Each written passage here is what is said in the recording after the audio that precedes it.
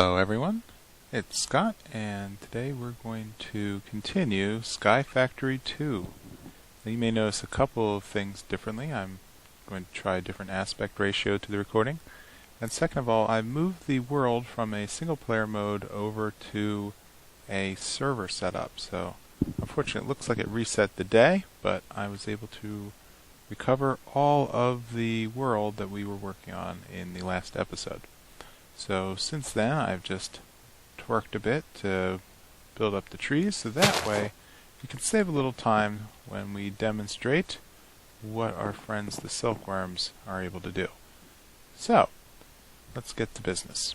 So the first thing I want to do is take some of these silkworms and apply them to our trees. So here up in the leaves, you can see that once I right click, we've now converted our leaves into infested leaves.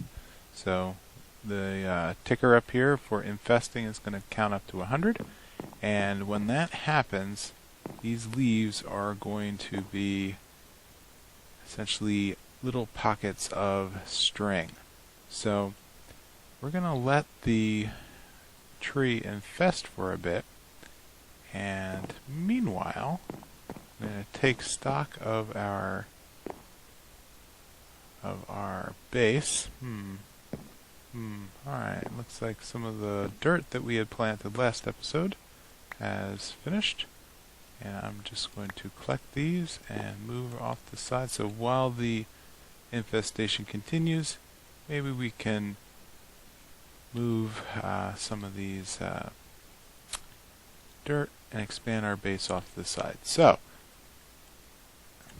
back to our achievement book. Here we are in the wood age, and we've just infested our leaves with a silkworm. Great. So, it's going to be a bit till our next step, so let's try to find something to do. And one thing that comes to mind is maybe we can build off to the side and start prepping for a mob farm. So, I'm going to take some of our wood and burn them into slabs. Now, one of the things with a mob farm is that we want to make sure that we're a significant distance away from our base, because there's some internal rules that a mob will not spawn with a certain radius of a player.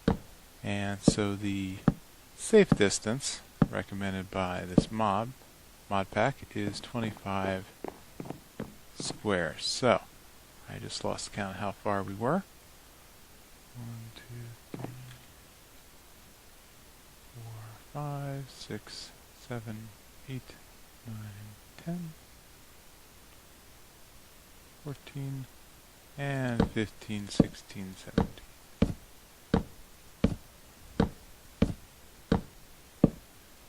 Okay, so that gives us a nice distance away from our existing base. And what I like to do is just set up a little platform here, a little workspace. Unfortunately, we don't really have a lot of material yet to make a sophisticated farm, but what we can do is just set up a simple version that will allow us to collect hopefully get some skeletons, so we can at least get to the point of collecting bone meal. And let's place down a lucky slab. At this point, let's get a couple more pieces of material up. And let's not throw all our wood off the edge of the world. But what I'd like to do is a window design that seems to be somewhat popular for those that are starting out their worlds. And what this will do is basically give us a small area where mobs can spawn, but do so in a way that we can still protect ourselves from those mobs,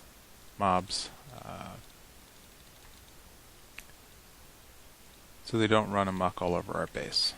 So what I'm going to just do is do a nice little walkway around the perimeter, making sure I don't fall off in the process, as that has happened, unfortunately. I can't say I have the worst luck. I do try to use the shift key here as much as possible in order to keep myself glued to an edge. But, you know, things happen when you're hanging off the void. And especially when you're working with half slabs. For some reason the game doesn't seem to transition well if you're standing on if you're shift clicking on a full slab, trying to hug the edge, and then you transition into a half slab. Sometimes it loses the stickiness of the shift key, and over the edge you go. So I'm sort of in a position where I still have a good amount of wood, thank goodness. And what we're going to do is build up a edge of our little mob farm here. And I'm going to build up 3 squares. And then put a little bit of a roof on top. And hopefully I have enough slabs here to complete this little project.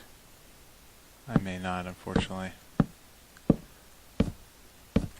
Yeah, it looks like I'm going to run shorter slabs. But maybe I can at least set it up to the point that I can reach it from the ground when I make some more. Alright, good enough. Let's grab a couple more pieces of wood and burn some more slabs.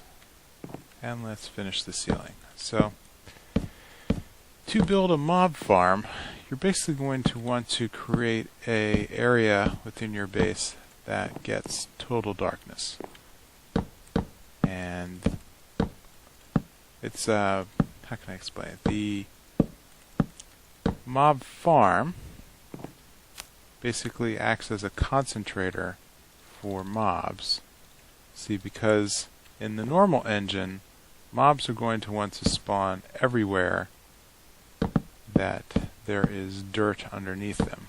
Well, and of course in this kind of sky factory sort of void world, where there is no earth for them to land on, the engine will basically try to place the mobs anywhere where it detects a flat open spot. So the mob farm basically is going to say that this is the only flat area that's spawnable in this chunk, and so the engine is going to want to spawn mobs inside. So as soon as I place this last block, oops, I left a gap, unfortunately. So as soon as I place this last block, you see that the inside turned dark. So to the engine, there is no light that's able to get into that space. So once we move our 25 feet away, meters away, we'll see that the mobs should start spawning. But let's just give it some time. So back to our other project. Here's our infested leaves. So we can now see that the infestation has taken over our entire tree farm. And good thing we have a couple of oak saplings in reserve, because one thing about infested leaves is that they do not drop anything but strength. So as I break a couple of blocks, we can see that we are now collecting more silkworms and string, but we will not be collecting saplings. So good thing we had some in reserve, and you get the gist. So I'm going to vein miner these guys, bam, and I'm already up to almost a full stack of string. And that's good. So this is probably going to last us for a good while. I don't have any other intention of infesting. Now that we've done our initial one, 2 stacks is more than enough to do all sorts of interesting stuff. So let's clear out the space of the old used woods. Oh, look who's popped over in our mob farm already. We'll check up on you in a bit, don't worry guys. So, let's plop down some saplings and let them do their thing. So, if we're going to start dealing with the mobs over there, I'm going to feel a lot better if I have some items in a chest. So, ring around the center gives us a chest, and I'm going to place this, I guess, over here. Why not? And let's store some of our more valuable items and our not so valuable items. And let's see, where are we going to put that dirt? Let's expand in this direction. See if we can make work our way up to a 3x3. And then, let's see. Actually, I could have gone around the inside ring here. Well, we'll deal with it later. We'll fill in the block. So actually, one of these is going to be our new center, and we'll make it, we'll space it out 3 dirt blocks by 3 dirt blocks, and then we'll start filling in the gaps in between. And as I had mentioned in a previous episode, once we get to about 12 to 16, somewhere in that area, we will have more wood than we really care to deal with. So, let's figure out how we're going to start hunting some mobs. So let's get a sword together. And our first sword. So, let's save our parts just in case we take a dive. Because unfortunately with this mob farm design, it is not creeper proof. So, every now and then I've noticed that somehow creepers tend to detonate. I don't know if it's an issue that the skeletons inside somehow get a bead on me and like to take a couple shots, and in the process they ping the creeper and the creepers tend to detonate. So let's leave those guys alone. Looks like it was just a creeper and a zombie. Unfortunately, nothing of import. So let's start filling up our new dirt block. And then, got some more mobs already. Great. Let's take a little break and do some twerking. Nice. So, let's get back at it. Clear a little bit of space here. Get our reserve crooks. Great. And that gives us enough for another... Ooh, nice. Finally, a stack that didn't decide to take a trip off the edge. And now we have enough to power at least a couple more pieces of dirt. Alright. Gonna deal with our mob friend shortly. But I think for the next activity, it's probably going to be setting up a couple more barrels and then working on a sieve. What is a sieve? So, a sieve was introduced in the Ex Nihilo mod that's part of the Sky Factory package that basically gives us the ability to gather material by sifting products. So, one thing I haven't talked about up to now is the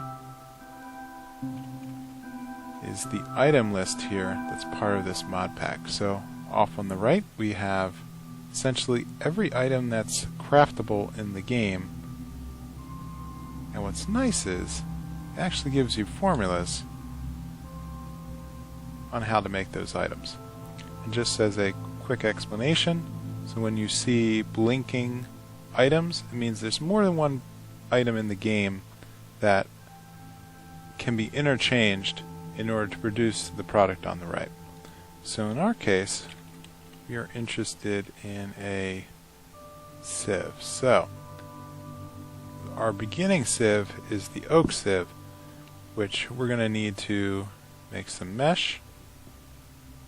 In order to make the mesh, we need our string. So 9 pieces of string, followed by a little bit of wood on the side.